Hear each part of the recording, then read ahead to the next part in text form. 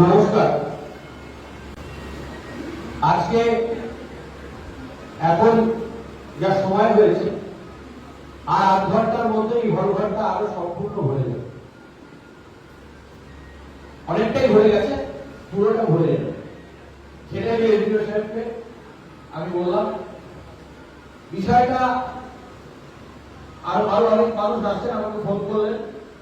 আসলে সময়টা একটু যদি আমরা যেখানটা শুরু করি, এই আমাদের পর আমাদের সমাধান, অনেকে স্কুল কলেজ অফিস এই বিষয়টা থাকে, তাদের কেউ অ্যাটেন্ডেন্স দিয়ে আসতে হচ্ছে, এই সমস্যাগুলো থাকছে। কিন্তু আমার বিশ্বাস যে কিছুক্ষণের মধ্যে আমাকে ফোন করলে যে আরো অনেক মানুষ এখানে এসে প্রবেশ করবে।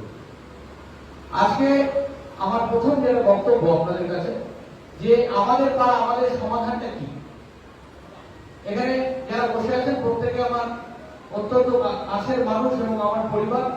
ভিন্ন রাজনৈতিক মতামত হতেই পারে, আমরা এটাই দেশের গণতন্ত্র, এটাই দেশের সংবিধান বলেছে যে বিভিন্ন ধরনের রাজনৈতিক মতামতী মানুষকে নিয়ে Bharatvarsha secular sovereign country. Secular শব্দকে যখন আপনার আক্রমণ হচ্ছে, তখনও অন্তত আমরা এটুকু বলতে পারি যে ভারতবর্ষ বহু ধর্মাবলম্বী বিশ্বাসী মানুষের দেশ। এই দেশে একটা জিনিস আমাদের সংবিধান বলেছে, সেটা হচ্ছে তিনটে সরকার আছে। একটা হচ্ছে ভারত সরকার, সেন্ট্রাল গভর্নমেন্ট, প্রধানমন্ত্রী যার হেড। একটা রাজ্য সরকার, যেটা হেড মাননীয় মুখ্যমন্ত্রী মমতা বন্দ্যোপাধ্যায়। আর 74th কনস্টিটিউশনাল অ্যামেন্ডমেন্টের মধ্য দিয়ে, 74তম সংবিধান সংশোধনের মধ্য দিয়ে যেটা তৃতীয় সরকার, লোকাল সেলফ গভর্নমেন্ট, যেটা অটোনমাস বলে, সেটা হচ্ছে পৌরসভা। ঘটনাটা হচ্ছে আজকে একটা জিনিস আপনাদের মাথায় রাখতে হবে, যে আপনাদের প্রতি বুথে মাননীয় মুখ্যমন্ত্রী 10 লক্ষ টাকা করে দিয়েছে। 4টা বুথ 8 নম্বর ওয়ার্ডে আছে, 40 লাখ টাকার কাজ কমপ্লিট হবে 30শে জানুয়ারির মধ্যে।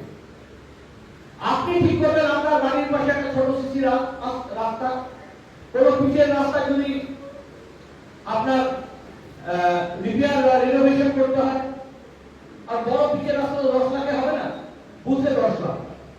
আপনার যদি একটা কমিউনিটি টয়লেট লাগে, আপনাদের যদি এলইডি লাইট লাগে, আপনাদের যদি একটা আইসিডিএস যদি আইসিডিএস সেন্টার চলছে, তাতে যদি একটা ওভেন রাখার জন্য একটা টেবিল লাগে, আরেক টেবিল লাগে, আপনাদের জলের লাইন লাগে, জলের স্ট্যান্ড পোস্ট লাগে, এই যে বিষয়গুলো রয়েছে, ইলেকট্রিক পোলটা আছে, ইলেকট্রিক পোল আছে, হ্যাঁ ইলেকট্রিক পোল লাগে যদি কোথাও, তার সাথে ইলেকট্রিকের তার লাগে, এই যে বিষয়গুলো, বা একটু পুকুর বা সামনে কিছু পরিষ্কার পরিচ্ছন্নতা করতে হবে, সেটা লাগে।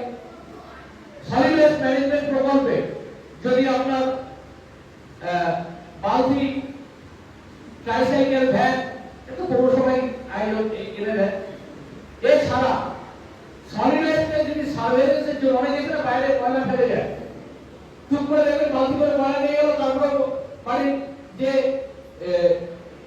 মানে মেট থাকে, যিনি কত শব্দটা উচ্চারণ করতে ইচ্ছা করে না, যে যিনি বাড়িতে পরিষেবা দেন, তিনি হয়তো একটু ময়লা, সবজি, মাছ, এগুলো নিয়ে গিয়ে একদম একটা ট্রান্সফরমারের নিচে, পোস্টের নিচে, তার সার্ভেলেন্সের জন্য সিসিটিভি দেন। কিন্তু মনিটরিংটা করা হুকটা, এটা আমরা জলপাইগুড়ি পৌরসভা প্রথম সিসিটিভি লাগিয়েছিল শহরে, তারপরে আমরা মনিটরিংটা পুলিশকে হ্যান্ড ওভার করেছি, তারপরে পুলিশ প্রশাসন কিছু মনিটরিং সিসিটিভি লাগিয়েছে। এই জিনিসগুলো যদি লাগে,